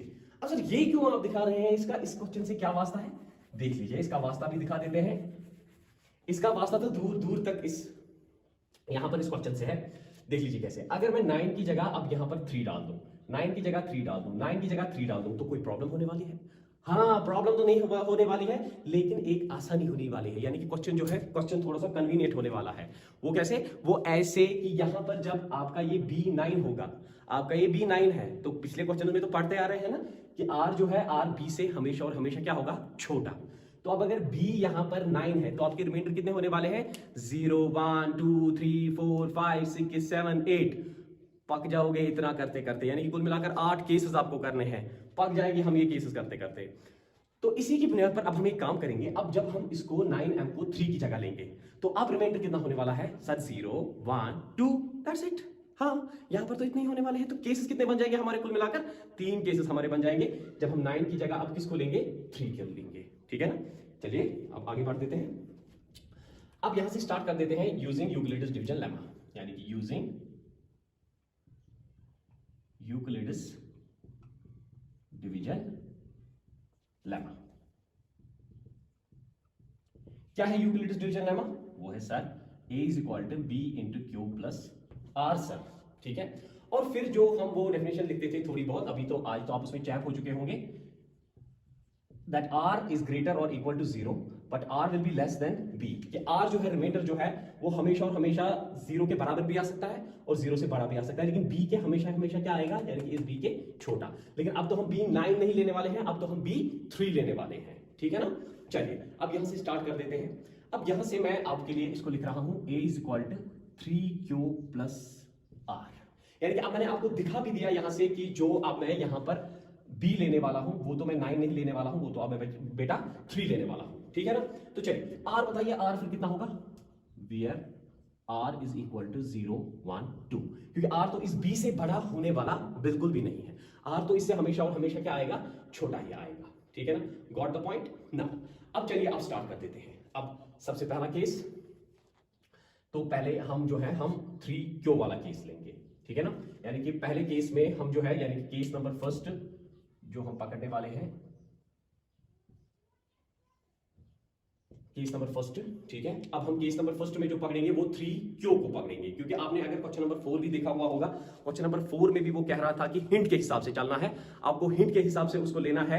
यहां पर जो क्वेश्चन मुझे कह रहा है 3Q+1 3Q+2, आपने देखा हुआ होगा क्वेश्चन नंबर 4 में। इसी तरह से यहां पर भी हम केस में लेंगे, पहले केस में 3Q, यानी कि पहले में तो 0 रिमाइंडर है ना, तो इसलिए यहां पर केस नंबर फर्स्ट जो लेंगे वो 3Q लेंगे, जैसे क्वेश्चन नंबर 4 में भी हमने लिया था। तो यहां पर भी केस नंबर फर्स्ट जो है अच्छे से हम लेंगे 3Q, यानी कि अब इस केस नंबर फर्स्ट में चलेंगे A = 3Q, ठीक है ना बेटा। रिमाइंडर बिल्कुल यहां पर 0 होने वाला है, जैसा कि इस केस में है ना। अब क्या करेंगे, अब वहां पर तो आपने स्क्वायरिंग की थी, यहां पर क्यूबिंग करेंगे, यानी कि क्यूबिंग ऑन बोथ साइड्स। चलिए क्यूब कर दीजिए बेटा, A³ = 3Q का होल क्यूब, ठीक है ना। चलिए अब यहां से इसको सॉल्व कर दीजिए, यानी कि A³ = 3 3 9 9 3 27 और क्यूब, ठीक है, क्योंकि क्यूब जो है वो 3 के साथ भी है और वो क्यू के साथ भी है, इसलिए क्यू के साथ क्यूब सॉल्व नहीं होता है। चलिए विच इंप्लाइज यहां पर क्या होने वाला है, देखिए बेटा, जैसे कि आपने इससे पहले वाले क्वेश्चन में कॉमन निकाला था, यहां पर भी कॉमन निकालना बहुत ही ज्यादा जरूरी है। चलिए इसमें मैं कॉमन निकाल सकता हूं 9 को, ठीक है ना, क्योंकि इस शेप में लेकर आना है ना मुझे इसको, तो मैं इसलिए 9 निकाल रहा हूं यहां पर कॉमन। तो चलिए अंदर क्या बचेगा। अब जिस बच्चे ने अभी भी प्रैक्टिस नहीं की हुई है, मैंने आपको इससे पहले भी बताया है कि जब आप कॉमन निकाल रहे हो तो इसको डिवाइड इसके साथ और यहां पर अंदर लिख दीजिए। चलिए अब मैं कहूंगा यहां पर 3Q³ आएगा, ठीक है ना। देखिए अगर आपको अभी भी नहीं आ रहा है, देखिए क्या करना है, पहले आपने 27Q³ में से 9 को कॉमन निकाल दिया, अब 27Q³ को 9 के साथ डिवाइड करना है रफ साइड से, जब तक कि आप अच्छी से नहीं सीखोगे। 9 1 9 9 3 27, 3Q³, यही तो लिख दिया ना मैंने बेटा, यानी कि 3Q³।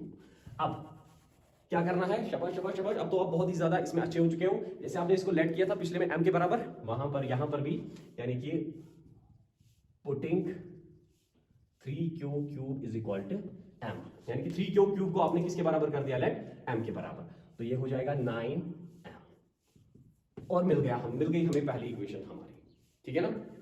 चलिए एक स्क्रीनशॉट ले लीजिए, मैं यहां से रब करने वाला हूं।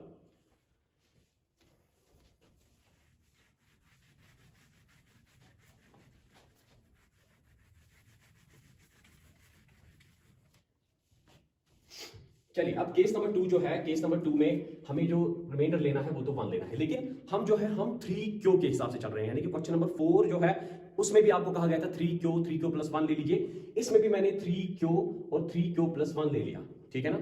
अब यहां से +1 जो है अब मुझे यहां पर चाहिए, ठीक है। चलिए अब यहां से रिमाइंडर जो है, रिमाइंडर आपने इससे पहले भी देख लिया, जबकि मैंने रब इससे पहले जो रब मैंने किया उससे पहले 0 1 2 यानी कि 3 केसेस लेने हैं, तो आपको 3 केसेस तक पढ़ना पड़ेगा। चलिए अब केस नंबर 2 यहां से स्टार्ट कर देते हैं, यानी कि केस सेकंड यहां से स्टार्ट कर रहा हूं बेटा। चलिए केस नंबर सेकंड जो है वो क्या मेरे पास आएगा, वो आएगा 3Q+1 का होल क्यूब। लेकिन इससे पहले मैं आपको एक फॉर्मूला से अवेयर करना चाहता हूं, A+B का होल क्यूब। चलिए बेटा फॉर्मूला पे आप पूरा होल्ड रखिए खुद को, वो होती है बराबर A³ + 3A² B + 3AB² + B³। ये तो फॉर्मूला होती है, फटाफट से लर्न कर लो इस फॉर्मूला को। अब जो मुझे नेक्स्ट केस लेना है वो लेना है A = 3Q+1 का होल क्यूब, ठीक है। चलिए अब फिलहाल मैं आपको फिर से दिखा देता हूं, कोई मसला नहीं है, ये तो यही होने वाला था फिर भी। तो 3Q+1 लेना है और नेक्स्ट केस 3Q+2 लेना है। देखिए बेटा अब यहां से फिर से आपको स्टार्ट करना है स्क्वायरिंग ऑन बोथ साइड्स। अब मैंने सीधे स्टेप में यही किया था, लेकिन कोई बात नहीं है, जब तक हम अच्छे से नहीं इसको सीख लेंगे, आप प्रैक्टिस भी कर लोगे इसको अच्छे से, तब तक ऐसे ही कर लेते हैं।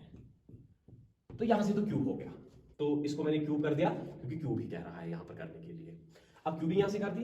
अब ये जो बिल्कुल और बिल्कुल फॉर्मूला है इससे तो रिजेंबल हो रही है ना, तो इसको तो इसी के बराबर लेकर आना है ना हमें। अरे बाप रे बाप, नहीं कोई भी मसला नहीं है, आप देखिए आराम से हम इसको इस शेप पे ला सकते हैं और सॉल्व कर सकते हैं।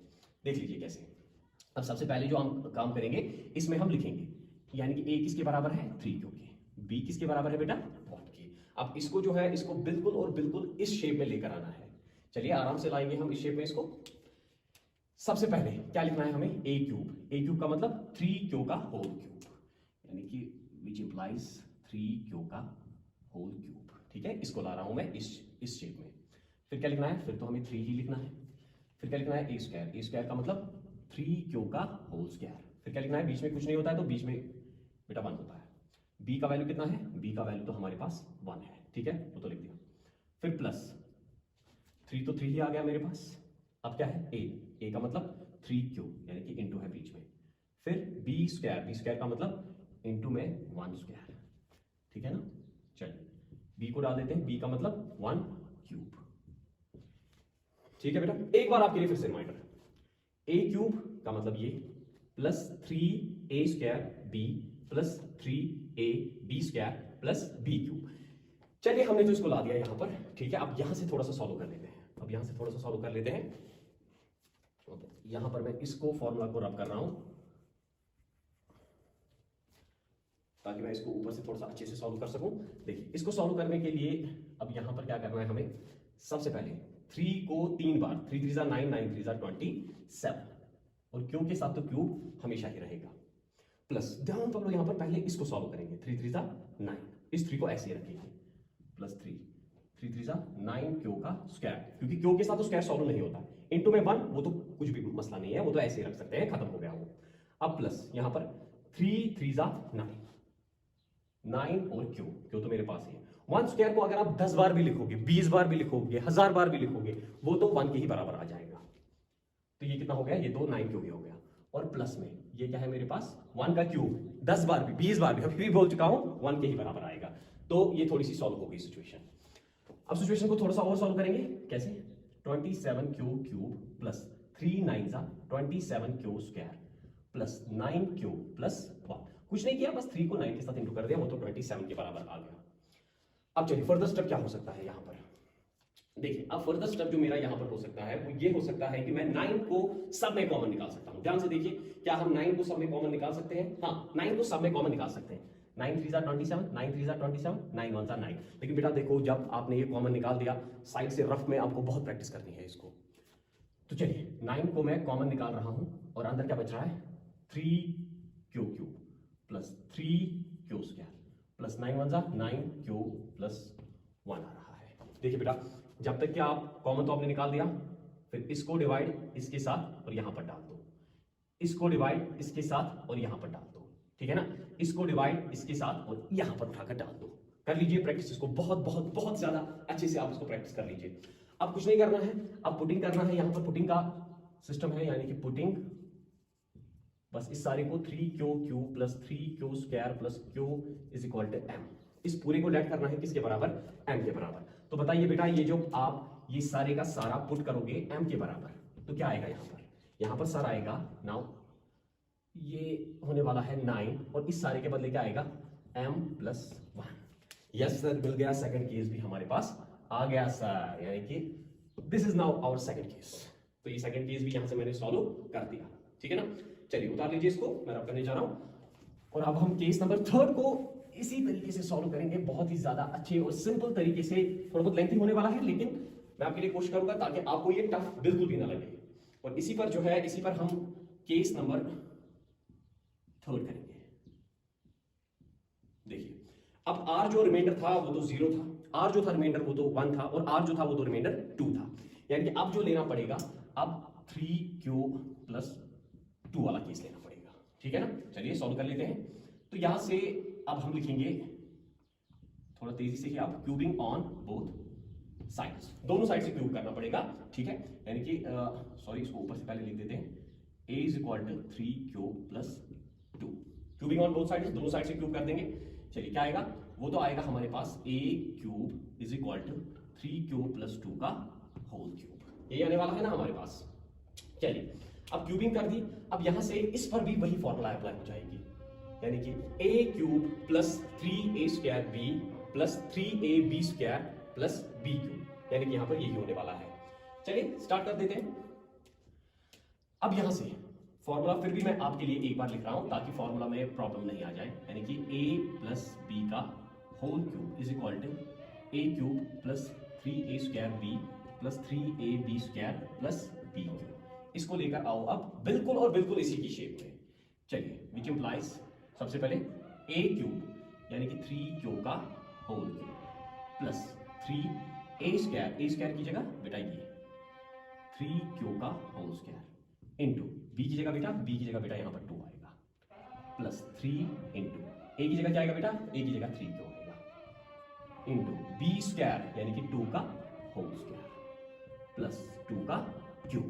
ठीक है ना, एक बार फिर से आपको इसमें करवा देते हैं, यानी कि ए क्यूब 3 क्यूब का होल क्यूब प्लस 3 ए स्क्वायर का मतलब ये प्लस बी यानी कि बी सल्लल्लाहु अलैहि वसल्लम प्लस 3 ए का मतलब 3 क्यूब, बी का मतलब 2 स्क्वायर प्लस बी क्यूब का मतलब 2 क्यूब।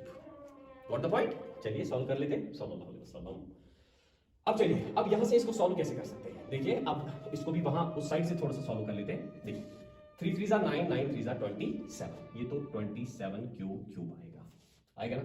चलिए प्लस में 3 है, हाँ 3 तो ऐसे रखेंगे, 3 3 9 यानी कि बीच में इंटू रखना पड़ेगा 9 क्यू का स्क्वायर, क्योंकि स्क्वायर के साथ तो कुछ नहीं होगा, और इंटू में क्या रखना पड़ेगा, इंटू में तो ये 2 रखना पड़ेगा, इस 2 को तो रखना ही रखना है इंटू, प्लस 3 3 9 यानी कि 9 क्यू। ठीक है ना, एक मिनट, 9 क्यू ऐसे 3 3 9 क्यू, 2 2 4, इसको तो 4 रखना पड़ेगा, प्लस 2 2 4 4 2 8 प्लस में 8। ठीक है ना, देखिए फिर से एक बार 3 3 9 9 3 27 क्यू प्लस 3 ऐसे ही रखा, 3 3 9 और Q square 9 Q square into में 2। ठीक है ना, 3 3 9 क्यू इंटू में 2 2 4 2 2 4 4 2 8 यानी कि 8 आ गया कुल मिलाकर वहां पर। अब आपको लग रहा होगा कि यस सर 8 तो आ रहा है, और यहां पर भी हमारे पास 8 अवेलेबल है। चलिए फिर ठीक है, अब यहां पर फिर से क्या काम करना है, फिर से हमें इसमें कॉमन निकालना है। ठीक है ना, लेकिन कॉमन निकालने से पहले थोड़ा बहुत इसको सॉल्व कर देंगे। देखिए ऐसे 27 क्यू प्लस 3 9 थोड़ा सा छोटी कर लेते हैं, 3 9 27, ध्यान से 3 9 27 को इंटू 2 54, तो 54 Q 3 9 27 into 2 54 Q plus 9 1 9 9 4 36 Q plus 8 सल्लल्लाहु अलैहि वसल्लम। तो ये यहां पर मैंने इतना सॉल्व कर दिया। अब मैं डायरेक्टली इसमें 9 को क्या ले सकता हूं, अब मैं डायरेक्टली इसमें 9 को यहां पर कॉमन ले सकता हूं। ठीक है ना, तो 9 को हम यहां पर क्या कर देंगे, कॉमन ले लेंगे। चलिए 9 कॉमन, अंदर से देखते हैं अब क्या बचा, 9 3 27, तो 9 5 49 9 6 54, तो 6 क्यू प्लस 9 3 9 4 और प्लस में 8 में तो कॉमन नहीं निकलेगा, ये जो 9 है इसमें और इसमें हमारे पास कॉमन आ जाएगा। ठीक है ना, तो 9 कॉमन निकला यहां से। अब इस सारे को सर लेट करेंगे किसके बराबर, यस m के बराबर, इसको लेट करेंगे और आपका सोल्यूशन आपके सामने होगा। तो इधर लिखेंगे putting 3q plus 6q square plus 4q is equal to m। चलिए तो 9m प्लस 8, और यहां पर हमारा केस नंबर 3 भी फिर सॉल्व हो गया अच्छे तरीके से। ठीक है ना, तो आई होप कि आपको ये क्वेश्चन पूरे अच्छे तरीके से समझ में आ चुका होगा एंड कोई भी कंफ्यूजन आपके यहां पर नहीं होगा। ठीक है, तो do subscribe to my channel. Thank you so much.